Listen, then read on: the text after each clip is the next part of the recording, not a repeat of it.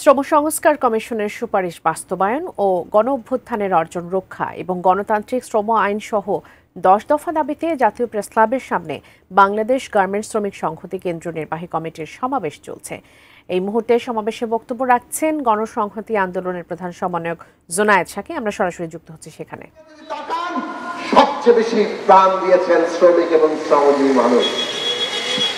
তাদের অধিকার কোথায়? সরকারি অফিসে বৈষম্যের নীতি আমরা দেখেছি, ওখানে আউটসোর্সিং কর্মচারী নেওয়া হচ্ছে। তৃতীয় চতুর্থ শ্রেণীর পদে এখন আর কোনো কর্মচারী নেওয়া হয় না, আউটসোর্সিং করা হয়। সেই আউটসোর্সিং কর্মচারীরা কি কর্মচারী না শ্রমিক, এই পরিচয় পর্যন্ত আজকে ঠিক হয় নাই। তারা কোন শ্রম আইনের অধীনে আসে না। এই সরকারি অফিসে দৈনিক মজুরি ভিত্তিক শ্রমিক আছে, তারাও কি শ্রমিক না কর্মচারী তার কোনো সংজ্ঞা নাই, যার ফলে তারাও শ্রম আইনের মধ্যে আসে না। এদের না বেতন ঠিক মতো নির্দিষ্ট, কেননা ঠিকাদাররা এদের বেতন যা ঠিক করা আছে সেইটা তাদের কাছে পৌঁছায় না, যা ইচ্ছা তাই তাদেরকে দেয়। স্বাস্থ্যকর অল টাইম ফ্যামিলি কেক, সব সময় অল টাইম হেলদি লাইফ। সবচেয়ে বড় কথা হচ্ছে কোনো ভাতা নাই, কিছু নাই, রাত দিন যত ঘন্টা কাজ করা, কোনো বোনাসের কোনো ব্যবস্থা নাই।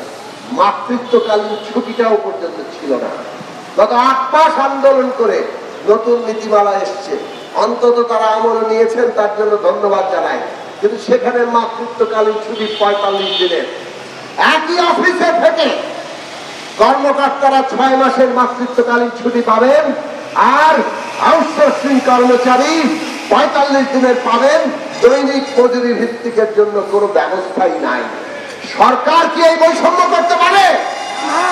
তাহলে প্রফেসর ডক্টর মোহাম্মদ ইউনূস, আপনার কাছে পরিষ্কার করে বলি, আপনার যে বক্তব্য সেই বক্তব্য অনুযায়ী নীতি তৈরি হচ্ছে না।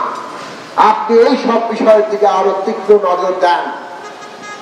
জনগণের যে অধিকারের প্রশ্ন, এটা দমখরাতের প্রশ্ন না, রাষ্ট্রের নাগরিক হিসাবে এটা অধিকার আর মর্যাদার প্রশ্ন।